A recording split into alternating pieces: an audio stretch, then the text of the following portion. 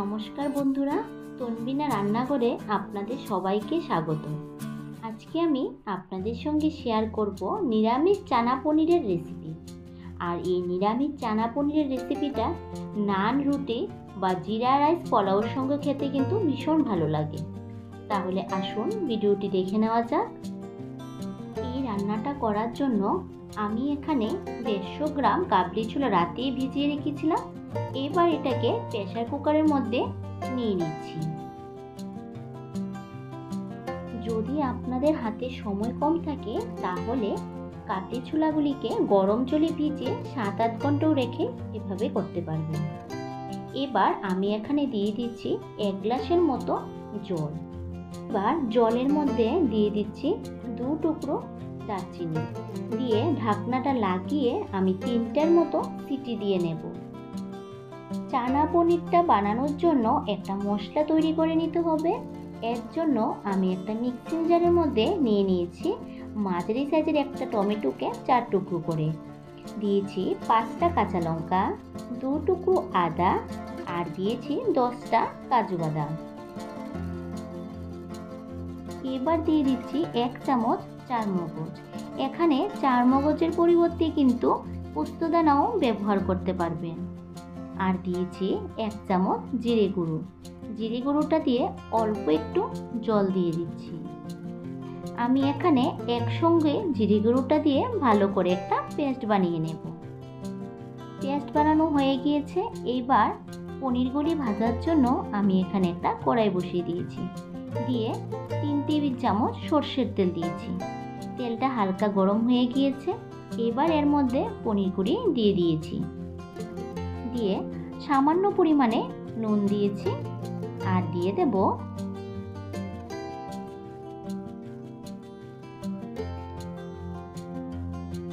দিয়ে দেব সামান্য পরিমাণ হলুদ গুঁড়ো, দিয়ে পনিরের সঙ্গে ভালোভাবে মিশিয়ে দিচ্ছি।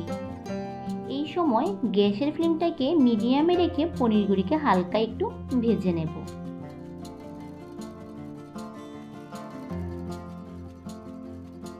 একটু উল্টে পাল্টে পনিরগুলিকে ভেজে নেওয়া হয়ে গিয়েছে। এবার পনিরগুলিকে আমি তুলে একটা প্লেটের মধ্যে নিয়ে নিচ্ছি। ভাজা পনিরগুলি তোলা হয়ে গিয়েছে। এবার কাবলি ছোলা ঢাকাটাও খুলে নিয়েছি। আপনাদেরকে দেখাচ্ছি এরকম ভাবে সেদ্ধ করতে হবে, যেমন গোটা গোটা থাকবে অথচ আঙ্গুল দিয়ে প্রেস করলে ভেঙে যাবে। এবার পনির ভাজা তেলের মধ্যে আমি আরো 2 টেবিল চামচ সর্ষের তেল অ্যাড করেছি। তেলটা হালকা একটু গরম হয়ে গিয়েছে। এবার ফোড়নের জন্য দিয়েছি 2 টুকরো এলাচ আর 2টো দারচিনি। এলাচগুলি একটু হালকা ফাটিয়ে দিয়েছি। এবার এগুলিকে একটু কয়েক সেকেন্ড একটু ফ্রাই করে নেব। ফ্রাই করা হয়েছে। এবার পেস্ট করা যে কাজু বাদাম, চারমগজ আর কাঁচা লঙ্কা, আদা, টমেটোর পেস্টটা এর মধ্যে দিয়ে দিয়েছি। দিয়ে যে মিক্সার জারের বাটিটাতে আমরা পেস্ট করেছি ওইটা একটু জল দিয়ে গুলিয়ে জলটা এর মধ্যে অ্যাড করে দিয়েছি। এবার ভালোভাবে মশলাটাকে একটু মিশিয়ে নেব।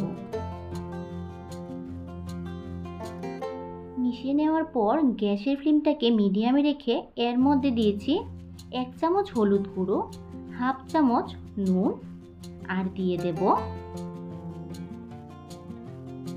1 চামচ কাশ্মীরি লঙ্কার গুঁড়ো, দিয়ে ভালোভাবে এগুলি মিশিয়ে 5 মিনিট মশলাটাকে কষিয়ে নিতে লাগবে।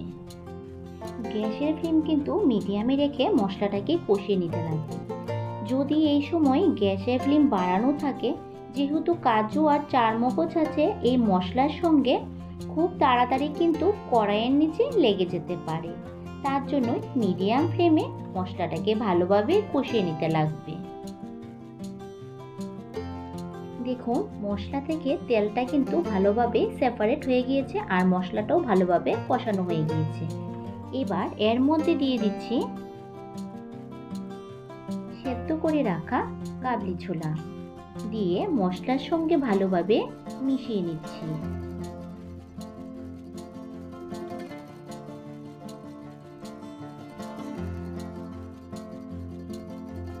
মশলার সঙ্গে কাবলি ছোলাগুলি আমি 3 থেকে 4 মিনিট ভালোভাবে একটু কষিয়ে নেব। কষিয়ে নেওয়া হয়ে গিয়েছে। এবার এর মধ্যে দিয়ে দিচ্ছি কাবলি ছোলাগুলি যে বয়েল করেছি, ওই বয়েল করা জলটা এর মধ্যে দিয়ে দিয়েছি। এর মধ্যে কিন্তু অন্য কোনো জল অ্যাড করতে লাগে না, যে জলটা দিয়ে বয়েল করা যায় ওই জলটাই এখানে ব্যবহার করতে পারবে। এবার জলটা দিয়ে ভালোভাবে মিশিয়ে দিচ্ছি। মিশিয়ে নেওয়ার পর এবার এর মধ্যে দিয়ে দিচ্ছি সামান্য পরিমাণে চিনি। চিনিটা দিয়ে আমি আরও একবার মিশিয়ে দিচ্ছি। গ্রেভিটাও ফুটে উঠে গিয়েছে, হালকা একটু গাঢ় হয়েছে। এবার এর মধ্যে দিয়ে দিচ্ছি ভেজে রাখা পনিরগুলি। পনিরগুলি কাবলি ছোলার সঙ্গে মিশিয়ে ঢাকা দিয়ে গ্যাসের ফ্লেমটাকে লোতে রেখে 5 মিনিট ভালোভাবে এটাকে ফুটিয়ে নেব। 5 মিনিট হয়ে গিয়েছে। এবার ঢাকাটাও খুলে নিয়েছি। দেখুন কালারটাও কিন্তু খুব সুন্দর এসেছে। এবার ভালোভাবে আরও একবার নাড়িয়ে দিচ্ছি।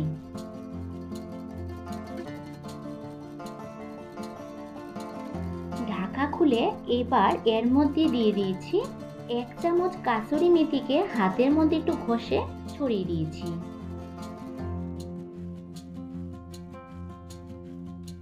এবার গ্যাসের ফ্লেমটাকে অফ করে এর মধ্যে দিয়ে দিচ্ছি 1/2 চামচ ঘি।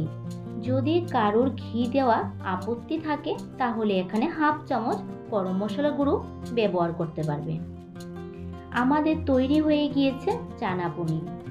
এবার ঢাকা দিয়ে 5 মিনিট ঢাকা দিয়ে স্ট্যান্ডিং টাইমে রাখবো। 5 মিনিট পর ঢাকা খুলে এটাকে সার্ভ করব। আমার আজকের রেসিপি আপনাদের কেমন লেগেছে কমেন্ট করে অবশ্যই জানাবেন। যদি ভালো লেগে থাকে তাহলে লাইক, শেয়ার, সাবস্ক্রাইব করে ভিডিওটি সম্পূর্ণ দেখার জন্য অনুরোধ রইল।